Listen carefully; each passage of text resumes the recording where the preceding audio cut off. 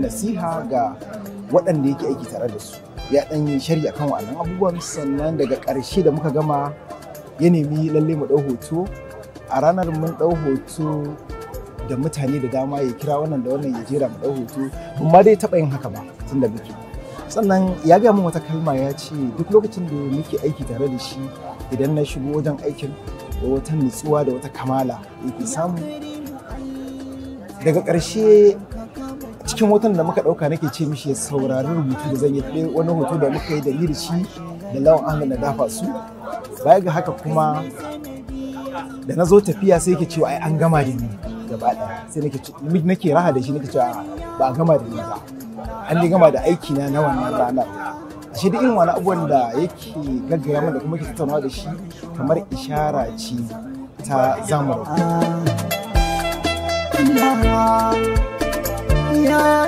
to da ƙarshe dai zan yi mishi addu'a, ubangiji Allah ya sa aljanna ce makomarsa, ubangiji Allah ya sa da shi da masoyinsa manzon Allah sallallahu alaihi wasallam. Sannan kuma mutum ne da mai shi ma'aboci soyayya da kuma shauki na manzon Allah sallallahu alaihi wasallam. Ko lokacin da muke ɗaukan ayyuka yakan shigo da abubuwa da dama wanda suka shafi rayuwa da kuma kisoshi na manzon Allah sallallahu alaihi wasallam. Wannan abu na shi kowa ya san shi da shi. Ubangiji Allah ya sa mu kuma idan tamu ta zo mu tafi a daidai lokacin da muke aikata abubuwa masu kyau wadda mu ma za a alfahari da mu kuma za a yi zaton mu. Gode Allah saka.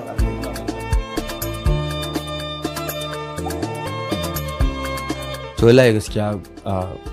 ba zan iya bayyanawa ba gaskiya,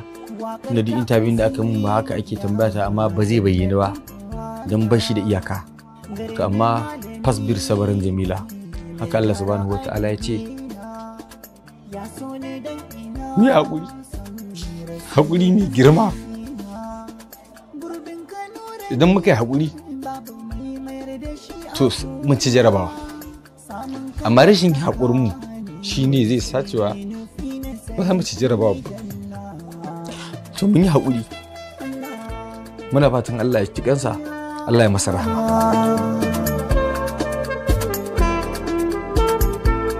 Babu abin da nake tuna shi da shi wanda duk wanda ya zauna da shi dole ya tuna shi da wannan magana cewa ba shi da buri illa ka tsare haƙƙin Allah, da kuma magana annabi Muhammadu sallallahu alaihi wasallam. Ko nura cutarsa zaka in kada shi da annabi Muhammadu to sai ka cuce shi, ka gama da shi. Ko zalunta sa kai in dai ka ce masa dan annabi Muhammadu, wallahi nura ka cuce shi, ka gama da shi. Ba shi da abokin faɗa. Sannan duk wanda inda ya san wani suna rigima da wani sai ya san yadda ya shirya su, ko ta yaya ne, ko ta dabara, ko ta nasiha, duk halin da ya san yadda zai yi ya shirya mutane idan ba sa jituwa sai fa yayi. Kuma shi baya a'a Nura, duk abin da ka ce wa Nura zai ce maka. To musamman wanda suke so ila suka sa a fim, duk wanda ya zo kowa ya san shi ko bai san shi ba, ko yanzu ya fara ganin shi, in mutum ya zo ya ce masa ina so da rato ka saka ni a cikin fili, zai ce maka to. Kuma ko da za a yi sati ɗaya sati biyu ba a saka ka ba, idan ya haɗu da kai zai baka haƙuri, ce ka yi haƙuri, zan saka ka insha Allah. Kuma in Allah ya yarda sai ya saka ka. Wannan halaye nashi da ma waɗanda duk ba sai na zayyano su ba, su ne nake tunna shi Nura da su. Yawwa.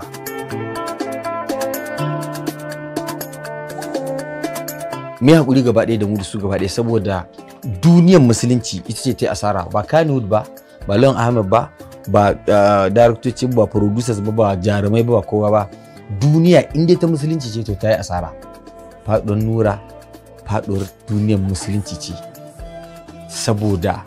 duk inda musulunci yake zagayawa in dai a duniya yake, to musulman wurin sun ƙare da abin da Nura yake rubutawa a cikin fim ɗin izzarsu. Ko a ina suke, ko bature ne kai musulmi, ko baka fata ne kai musulmi, ko ba indiya ne kai musulmi, tunda akwai subtitle, in dai ka kalli izzarsu to na tabbatar ka karu. Kuma karuwa, babbar karuwa ita ce karuwa da Muhammadu Rasulullahi sallallahu alaihi wasallam. Tunda duk wanda ya kalli fim din izzarsu karshen sa sai yayi salati. Kowaye hidin mutum bai kalli karshe ba, duk duniya inda ka kalli izzarsu to sai kai salati. Kuma duk satin da aka saki izzarsu inda an sake shi sai an maimaita sati ɗaya ana kallon sa, sati ɗaya, satin kuma za a zo za a ƙara sakawa, za a ci gaba da maimaitawa. To kaga babu iyaka kenan. sai dai mai fatan ba ma kan ma haƙuri da musulman duniya da 'yan uwa da abokan arziki da abokan sana'a cewa wanda ya fi mu sansa da ya halicce shi ya karɓi abinsa. Ba mu da tsimi, ba mu da dabara, babu yadda muka iya, dole mu yi haƙuri. Amin amin. Assalamu alaikum. Da farko dai da yake yawanci abubuwa da ya shafi yan fim za ga a cikin kashi 100 in an ce kaza ya faru sai ka ga ƙarya mai especially akan mutuwa. Kusan duka industry ba ina jin ba wanda ba a kashe ba an ce ya mutu. Sai dai daga baya ka gane gaskiyar magana. So wallahi da farko da na ji na zata daidai irin maganganun nan ne. So daga baya da na duba na ga ina jin a pejin na manta one of the wanda tuntuna gani a wannan page na tabbatar da cewa to magana daga gaske.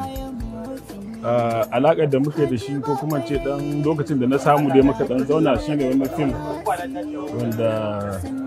wanda film dan Akila wanda kusan ba shi bane director film din amma kuma kusan shi ne director din komai da komai da ainihin director ma bai fiye zama to anan ne dai har na dan fahimci halayensa kamar bangaren haƙuri za a ce kaza a ba zai ce komai ba sai dai kawai zo ya sake kuma da zarar lokaci kamar na sallah yayi ba wai shi zai ce zai je ba a za ga ya ce a to da Allah a je a yi sallah sai ga a wane mu je mu sallah kaza kai alwala ne wani kai alwala ne da je sauransu so irin wannan halayen shine yake nuna maka mutum na gari ne kuma jama'a za su wato jama'a yana da kyau su gane wani abu kusan in ce maka kashi kusan 95 na 'yan fim da abin da ya shafi addini da kuma soyayya ga manzo sallallahu alaihi wasallam za ga abu ne da ba ma wasa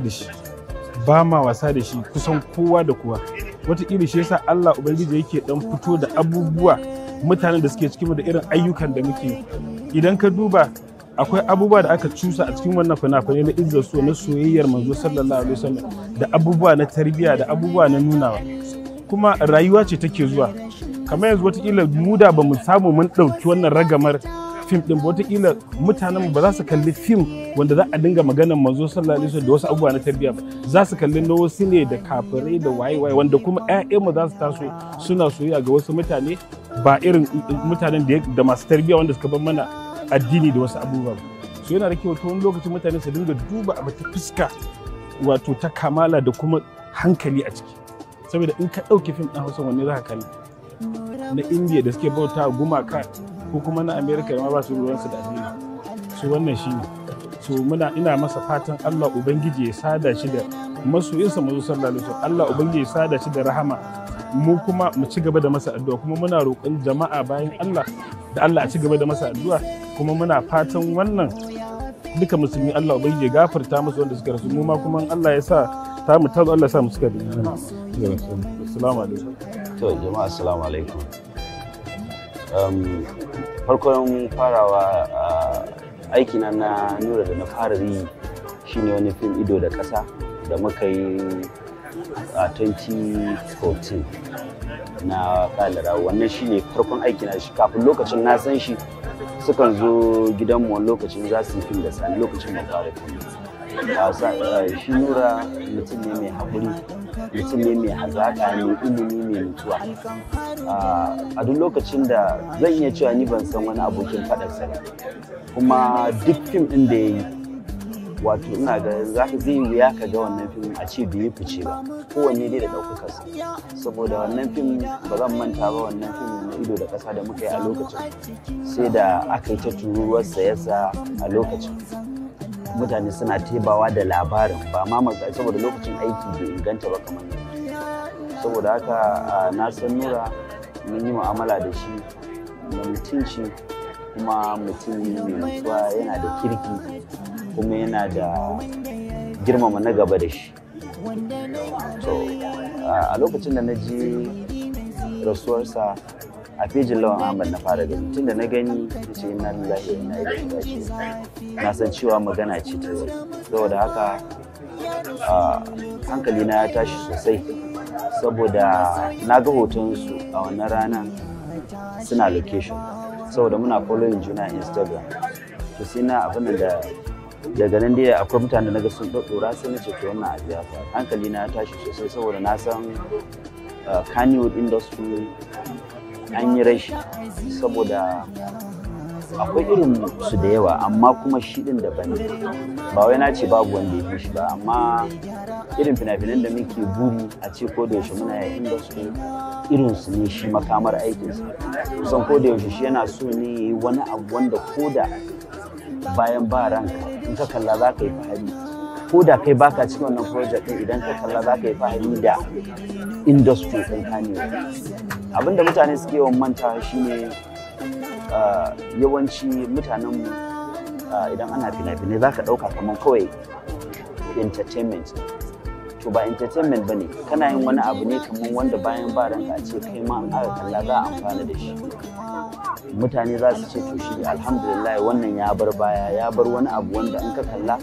za a ce to shi kenan kai ma kayo kanka wani guzai.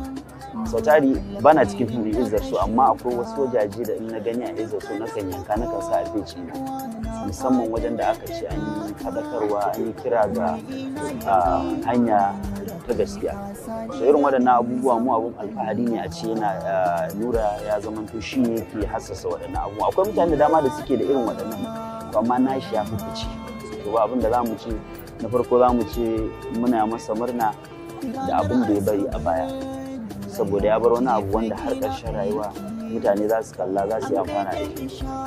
Kullum abin da muke ƙoƙari mu ga cewa shine wani lokaci ko da duniya ce wani lokaci za ta rufe ka kai wani abu, amma za ka dinga tunanin yawan bani me za in aka kalli wannan abu me za a ci. Kuma ina kira ga yan uwana, ba wai na ce ni daban bane, amma kusan duk wanda zai wani abu ya tabbatar cewa ya yi wani abu wanda nan gaba ko da bayan ba ransa zai amfana masa a inda ya tsinci kansa. Wannan akwai dama kusan kowa kafin yanzu kusan duk waɗanda suka rasu lokaci ban ce ko da abu haka aka dan hada dan abu a je a sami iyalansu ana taimaka. To amma nashin dole sai mun zauna saboda yaran suna da dan yawa, mu ga menene za a yi. A'a za mu yi wata gidauniya ne wanda za a ɗauki nauyin karatunsu ko wani abu, wannan sai mun zauna tukunna, tunda ba decision ne da zan ce ni zan yi ɗauka ba. Yanzu akwai lokuta kamar lokacin sallah ko lokacin abu za a ga akwai bandani, akwai mutane da yawa, akwai su Abdul Ahmad, akwai su Lawan, su Rarara, su duk kowa za a ga su Ali, su Sani. Ko da yaushe muna ɗan yin wani abuwa, mu zaga gidajen iyalai, mu dan bawa matan su jabi, duk ana yi. To wannan ɗin da yake shi daban ne, suna da yawa, to za a yi tunani saboda yanzu abin da za ka ba wa yaro ka kula da shi ne maganar ilimi. In ka riga ka ba shi ilimi ka riga ka yi masa ko ba wai abu bane na yau da gobe. A'a in ka ba shi kuma nan gaba shekara kaɗan sai ga ya rike kansa. Muna wa iyalansa ta'aziyya, kuma muna alhinin wannan rashi da muka yi. Allah ya yafe masa, mu kuma ajalin ya zo Allah ya samu cika da imani.